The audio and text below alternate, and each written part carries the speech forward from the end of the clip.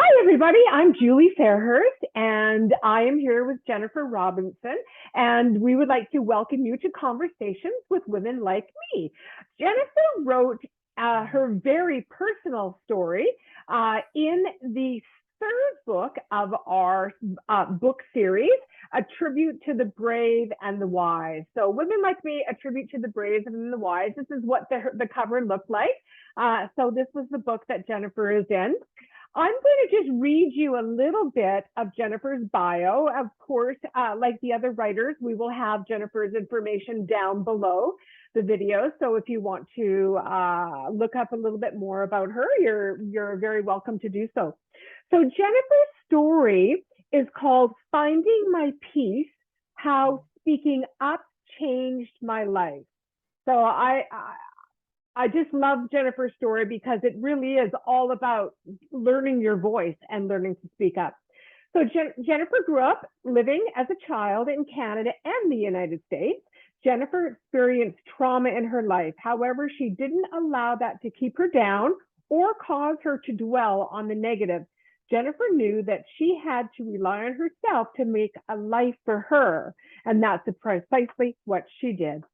Jennifer is known for her laugh and great sense of humor. She loves to infuse fun and joy into everything she does. She's a natural go-getter, and for the past 25 years, she has been transforming the doldrums of streamlining business so that the process would be fun and easy for the business owner.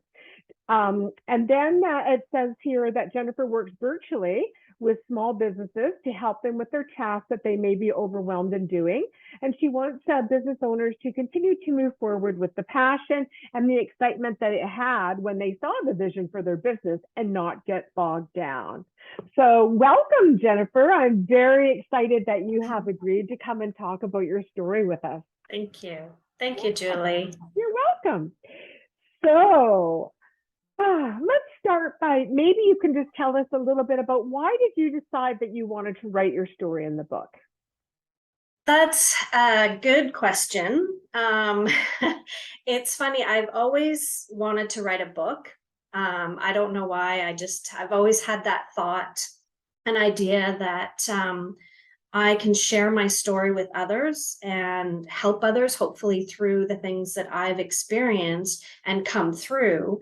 I sometimes say I've had just enough counseling to know I need more counseling with different things that I've been through in my life. I know we all go through traumas at different ages, different stages, and I just feel like if I can share my story in a positive way to other women, it would give them hope and the strength to be able to get through it themselves as well.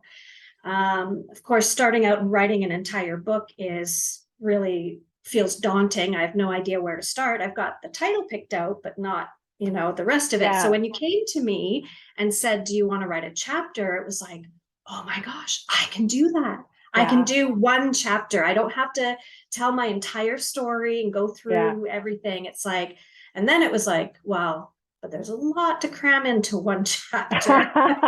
You did it though. Like, okay, where do I focus? What am I talking about? And for me personally at the time, what I was going through is learning and realizing that my entire life, I've never stood up for myself. I'm a natural people pleaser.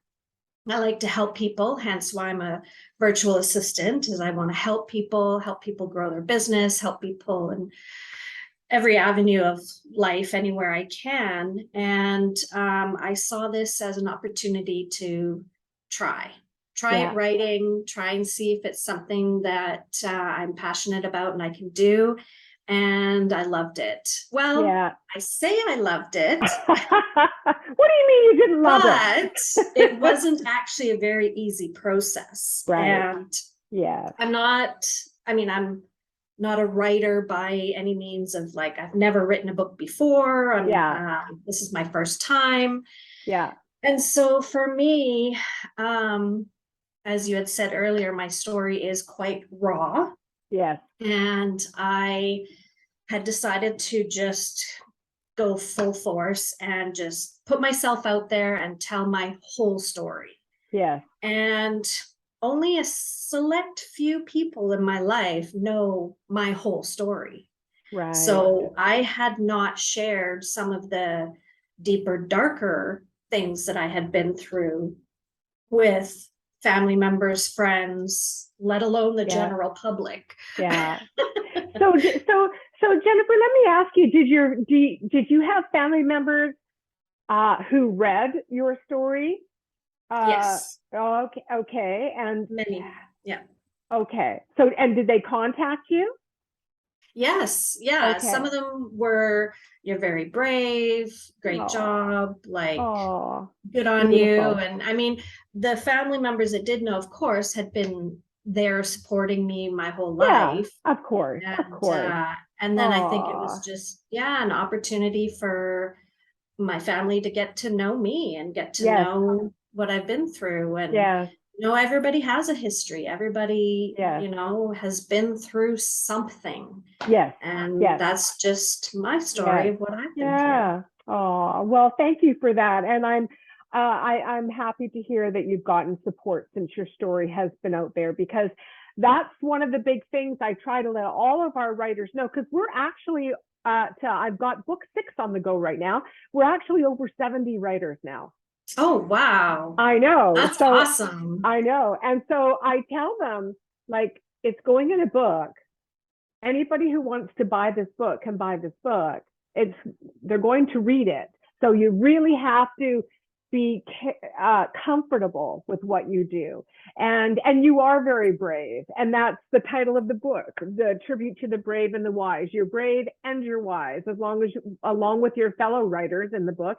And it was very brave of you to be able to step up and to be able to write this story. Yeah. Thank you. I actually received healing to a degree through the process. Oh, that's what it's all about, Jen. Absolutely. Okay, let me just start off a little bit here. Okay.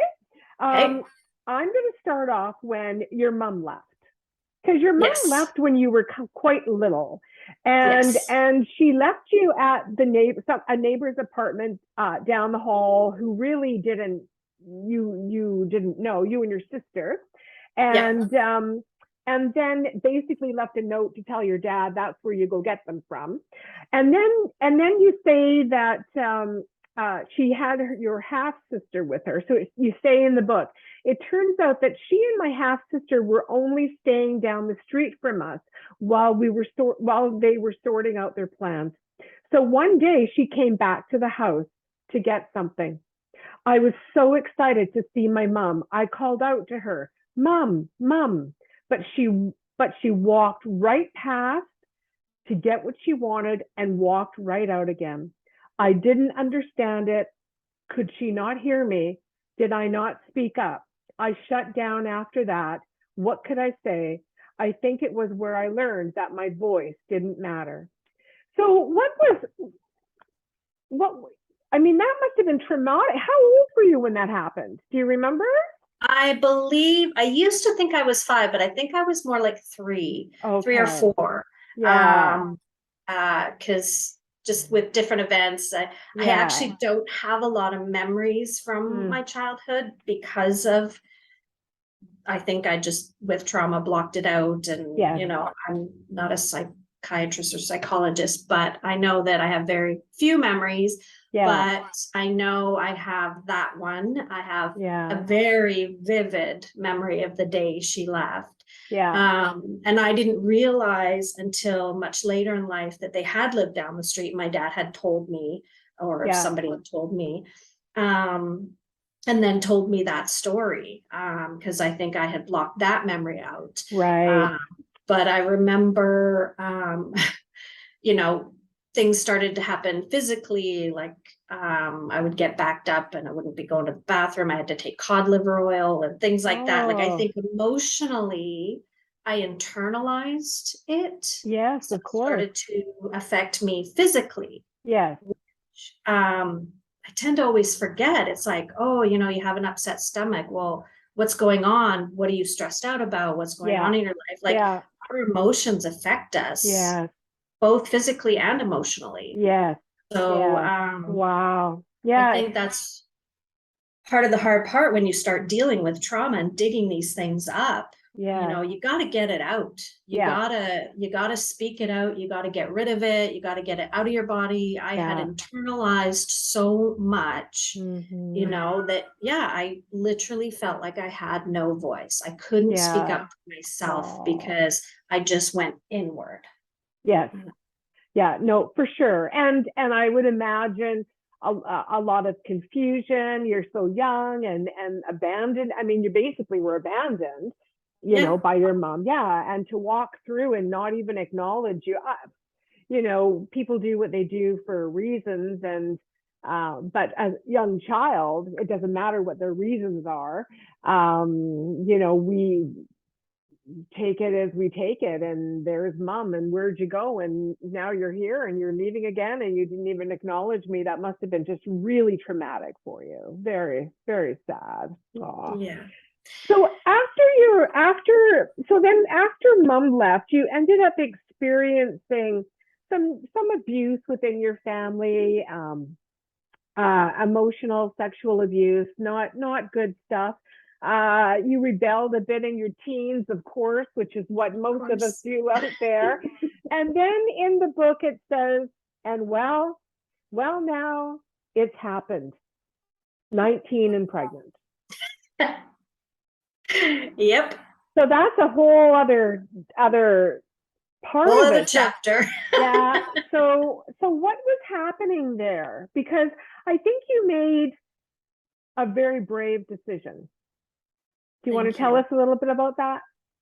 Yes. Funny enough, I just shared this story the other night. We were camping with friends and it somehow came up in a topic of conversation, and I was able to just share the story, and someone was moved by it. And we all have a story. Yeah. I'm not any more special than anybody else, but for me, being a child,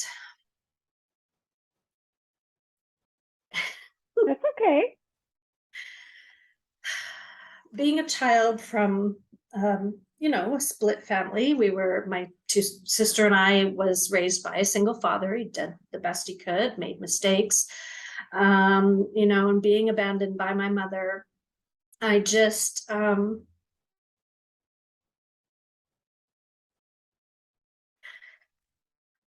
wanted more for my child.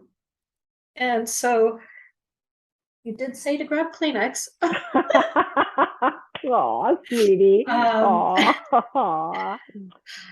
Yeah. anyways, yeah, so I Mm-hmm. really wanted to do the right thing by my Yeah. child.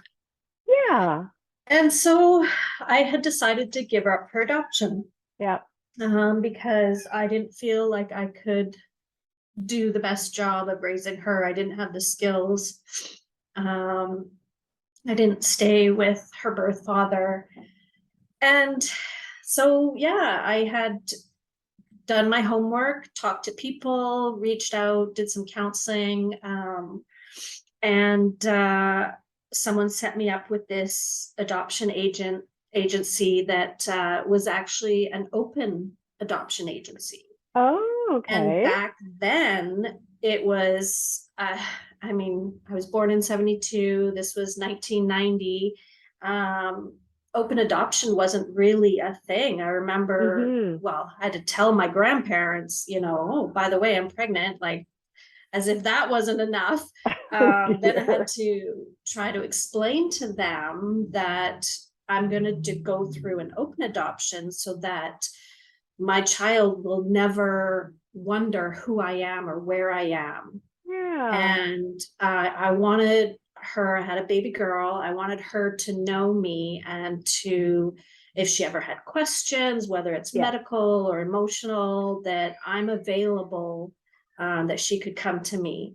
Yeah. And, I didn't know where my mother was. I Mm-hmm. didn't ever want her to feel that way, Oh, of course. and so Yeah. yeah, it was an amazing process. I like I said, met with the counselor, spoke through the whole thing. It Yeah. was a very good exercise because she actually had me go through what it would look like to actually have the baby and keep the baby, and what it looked like to go through the process of following through with the adoption. So it wasn't just this is what I'm doing, that's it. Right. I did um think about it, pray about Yeah. it, and really had to make a informed decision. Yeah. And I had a piece about it that it was the right decision for her, and Yes. that I'm giving her the opportunity to have her best life. Mm-hmm. And I Aw. was able to read through profiles of hundreds and hundreds of people that were trying to adopt at the time. And I just felt this real connection with this one couple, Neil and Debbie. And they just spoke to me, and I picked them, and it's been amazing. Oh, They've been amazing. We've had our ups and downs, like every relationship yeah. does. Yeah. But I know she's had a good life, Oh, and that's she's an wonderful. amazing lady now. She's Aw. married, and actually going to have a baby of her own. Ooh, that's exciting. Yeah. Oh, oh. So I'm Well, just very you, proud of her. yeah, Jennifer, I think that, I mean, thank you for sharing that. I could tell how painful that was for you. But I appreciated you digging in and being brave and telling us, because how many women out there have, given their children up for adoption and maybe always wondered, Mm-hmm. and it's not always a bad thing, and so to Yeah, know that you were aware and that she's good and everything's turned out well, I mean, that's a comfort, it and it's is definitely. obviously the right decision. Yeah. Yeah, yeah. And very unselfish of you to make that decision, Thank you. when and the other thing I love about it too is that you did have all that information, all that counseling, and just making sure that it was the right decision for your daughter and for you. So, Mm-hmm. yeah, you're just so brave. Thank Oh, you. so then I go through your story again, and I see that you did end up getting married, and Mm-hmm. you were married for 7 years. Yes, I Yeah, was. yeah. But then you say that there were some problems, and you believed that your vows, what you say is vows were made, promises till death do us part. We had made that commitment, and I hadn't taken it lightly. Yeah. So and this was really like when I read your story in the book, it's like you've got chapter one, all within your chapter. You got Yeah. chapter one of your life, chapter two of your life, then you've got chapter three, chapter four. You've got like a lot of chapters. Like I So say, it's gonna need a book. it's gonna need a book, and it'll be easy for you to do now that you've got this one done. But Yeah. he had some medical issues, and then you guys were quite involved in church at the time too, quite heavily religious as well. Do you want to Yes. tell us a little bit about that chapter? Yes, well, actually, through the process of me getting pregnant and trying to figure out what to do, it was actually a couple in the church. My dad had gotten married after 12 years of not being married, Wow. within like 2 weeks. And as a family, he wanted us to start going back to church, and we started going to church. And I am grateful in that the church brought me in. I got a lot of support Yeah, through the whole process and the yeah, adoption and everything. And I became very heavily involved in the church.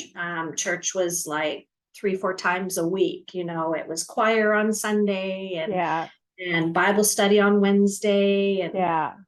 I just went, headlong into it. And it was good for me at the time. Mm-hmm. I still have my beliefs. I still love the Yeah, Lord and have my faith.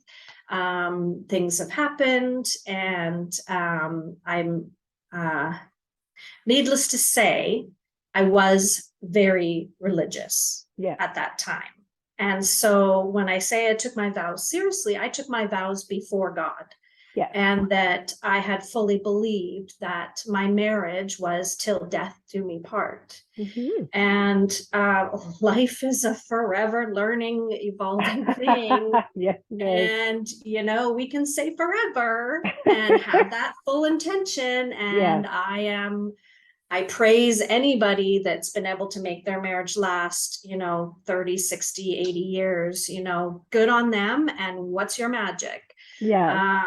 I had that hope, but I also, you know, didn't have a lot of skills and know a lot because I came from a broken home. My parents came from troubled homes. Like, Yeah. you know, they didn't know what to teach me. I didn't know what to do.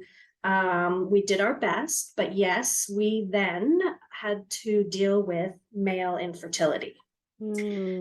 So after having given up a child Yeah. for her, I figured, well, now it's my time.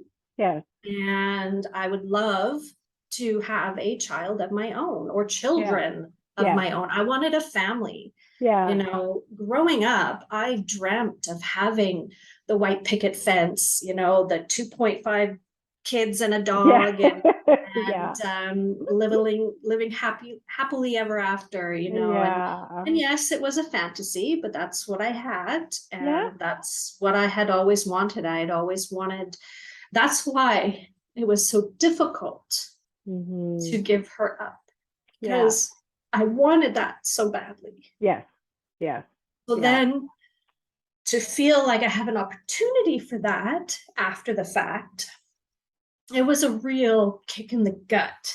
When it Mm-hmm. came time for us to get pregnant, we had tried, and you know, we went Yeah. various doctors, various tests, various things, and it put a strain on our marriage, a Yeah. big strain on our marriage. And Yeah. I think that when couples go through something dramatic like Mm-hmm. that, it either brings them together or Yeah. pulls them apart.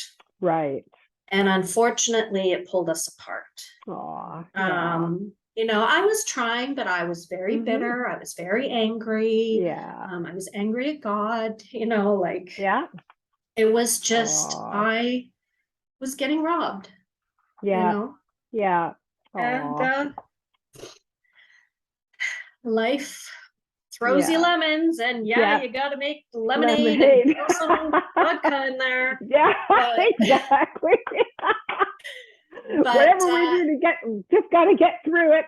Oh, yeah, that was the journey oh, before me. And, yeah, you know, we did yeah, try, and yeah, we sought help and help through the church. And needless to say, I walked away from him and away from the church, and he stayed. And I think he felt that I blamed him naturally, but that wasn't the case. yeah, Uh, but we just couldn't get through it. yeah, So after 7 years, I yeah, walked away. yeah. I made that That would have been, choice. yeah, that would have been very, I imagine, because I haven't been in your situation, it must have been extremely difficult because yeah, you gave your child up because you felt that you just couldn't do a proper job at that time and you wanted to Mhm. make sure she had a good life. And then now here you are in a loving marriage and you're in a different headspace. And I know years and years ago, I went to church as well for some time and it helped me and I needed Mhm. it. And Yeah, yeah, it's yeah, not a bad thing. no, it's not a bad thing. No, not at all. And some people stay forever and some people go and you know, I'm the same as you. I'm very spiritual and believe in God, but it's a little different now. So to go into that and that whole community, I mean, going to church is such a community, like it's a family. Yeah. And then having that difficulty, I can certainly understand how it must have been very, very difficult for you. And then to Mhm. think, okay, well, now what? Yeah. I Oh, felt like I had no choice, yeah, that I couldn't leave because I had made those vows, and that right. weighed heavily on my heart. Yeah, And I realized that life is all about choices. yeah, We make choices every day. yeah, And the reality was, I wasn't happy. He yeah, wasn't happy. yes, So, what are we going to do with that? So, I had yes, to make the choice to leave, yes, and it was the right thing. yes, He was yeah. able to find somebody, and oddly enough, she had had a child from a previous relationship, and Oh, then he had diabetes, which caused the medical issue, oh, okay. right? So this is why when people say they want to get pregnant, they're going to get pregnant. Well, you never know. Right, Life right. is Yeah, given, and yeah, it just doesn't always work easily for people. yeah. But then, just to add another kick to the can, they got pregnant Oh, and had a baby. well, So, like, well, well, what? oh yeah. Well, you know what? It, I'm sure you have this belief. It all happens for a reason. Exactly. It And I'm all happy happens for for, them. That's yeah, great for them. yeah, Obviously, I wasn't meant to be with that person and have that yes, type of a life. yes, yeah, I've gotten over it, but yeah, yeah, it was another punch yeah, to the gut. yeah. Aw. And then, you talk in your story about you did actually go and stay with your mom for a time. Yes, as we got Yeah, older, I think my nana used to take us down there, or my grandparents had taken us down yeah, there to Arizona as we got older. I do have childhood memories of visiting my mom for a week at a time. Of course, summer, dad's got to yeah, work, he's got two kids to deal with, so yeah, let's ship yeah, them off to their moms. yeah, yeah. So over the years, I had gotten to know her, but that had its challenges as well. Yeah. My mother was in another relationship, Mm. which was also abusive, and Oh, let's just say it wasn't all candy and roses when we got there, because now she's not spending her attention on him, she's spending her attention on us, which is a mother's supposed to do. yes. So it was just another source of stress in my life.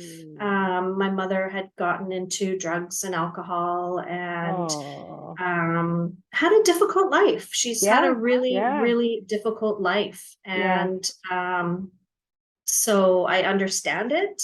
yeah, I've forgiven my mom for yeah, leaving. I've forgiven my mom for everything. I love my mom. We have a yeah, great relationship now. She's an yeah, amazing person. yeah. But I remember I would be crying myself to sleep, worried that she was going to die of a drug overdose or Oh my something, goodness. or, Yeah. just that Oh, um, pressure as a child, just being worried for her well being. yeah, But she's a strong woman. She's been through hell and back, yeah, and she went to rehab. And after, I think, yeah. just a couple of weeks or a couple of months, she left and has never looked back. And she's Wow. healthy, she's happy. Oh, She doesn't do drugs, doesn't drink. She yeah, plays pickleball, and yeah. So she's when I mean, I've read your story a few times and, of course, reread it before we came on today.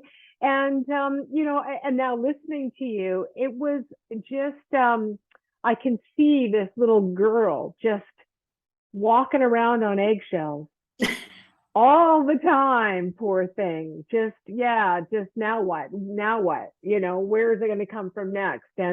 But you've come out of it and you made the right decision for your daughter. And, I know you a little bit personally, and you're a fabulous lady and a hard worker and you do good things in the world. And we can all come out of it. thank We you. can all come out of what we, what we've gone through. But I think, and you can tell me if I'm wrong or not, but I think by getting it I think you said this earlier, getting it out of the body. Absolutely, absolutely. You have to, people would tell me, my aunt actually would tell me, quit stuffing it down. Like you gotta, because I wouldn't even cry. Now I cry like a baby all the time. That's okay. As a kid, I wouldn't even cry. Like I would just feel like I had to hold it in. And she's like, you have to cry. You Yeah. have to get it out, Oh, let it out. yeah. And I had physical ailments from keeping it in. Yes. And Yeah. I'm still getting it out. I'm still Yes. working through Yes. it. Yeah. When we go through trauma, you don't just get some counseling and get better. No, It's of a course. continual process. Yes. And, Yeah. you said, well, about this interview, like, what do you want to talk about or what do I not want to talk about? Yeah. And I was like, you know what? This is my life. This is Yeah. it. Like, I'm not perfect. I've been through a lot of, if I'm allowed to Yeah. say that. You are. And You but absolutely are. you know what? We have to continue to move forward. We have to Yeah. continue to speak positive things and Yeah. like continue to work it out. I still have that child in Of me that's course. hurting, Yes. and I have to Yeah. still work on helping her get through some of that trauma Yeah. because I had Yeah. gone so many years without doing Yes. anything about it and just Yes. keeping it internal and keeping it to myself. Yeah. And that's actually one of the reasons why I wrote this chapter is to get it out. Yes. Yeah. And I realized that there were family members and people that didn't know my story. Yeah. And I was going to tell every dirty little detail in the Yes. story Yes. that I've not shared with everybody. Yes. And it's just, it's out there. Yeah. Yeah. And And yes. it's healing. Like Yes. it's good. Yes. And like I say, I'm not completely over it. I still have to work through issues, but we Yes, all of do. course. Of It's a course. continual walk, and I Yes. continue to learn and grow. And I think the more I speak out, the Yes. more healing I will receive. Aw. I agree, Jennifer. I absolutely agree. It sort of towards the end of your story, I'm going to read a little bit about what you say. You say there are all kinds of ways to speak up, but not all ways are healthy. A voice used in anger and hurt doesn't work. A voice used in fear just doesn't come out. We need to find the voice of our hearts and use it. We need to find, once you learn, the world opens up for you. Anything is possible. Fear and doubt will try again and again to raise its nasty head, but listen to your heart. Know that you have a voice and it's essential for you to find it. And don't allow fear to dampen your voice again. I just love that. I love that message to, whoever's reading your story, because there's a lot. Your story is big. It's big. And we've only touched on about this much in the interview today, but it's a big story. And it is totally about finding your voice. Yeah, it's lovely. So do you have any words of wisdom you'd like to throw out to the world before we close? Anything you want to say at all? Well, I'm not always that witty. I like to try to be, but I said something yesterday to a friend, and she literally stopped talking in her tracks. Oh. I was like, Uh-oh. "What'd you say?" Yeah. Sometimes it's comical, sometimes it's not. But I had just watched a video from another influencer friend of mine talking about manifesting your destiny. Oh, yeah. And I try to always be positive, look positively on things, speak positively about things. Yeah. The world needs that. Everybody Yes. needs more positivity. Some people get Yes. sick and they're like, I can't be so positive all the time, but you have to try. Yes. And we were talking, and I just said, you know what? You got to confess what you want to manifest. And I was like, hey, that's kind of neat. Where'd that come from? That's a good one. Yeah. I love And it.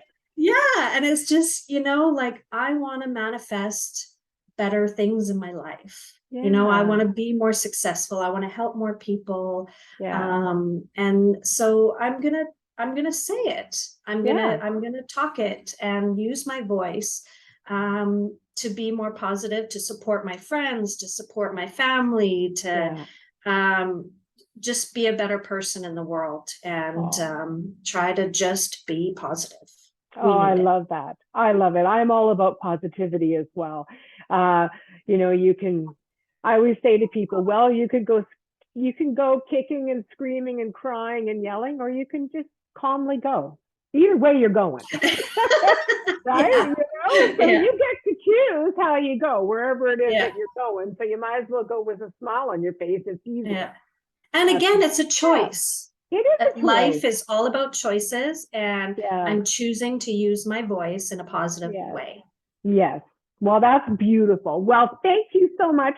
So, for Thank all you. of you out there, this is the book that Jennifer wrote in, and it's Women Like Me, A Tribute to the Brave and the Wise. It is our third book in a chapter. We have 5 right now, working on number 6 as we sit here today.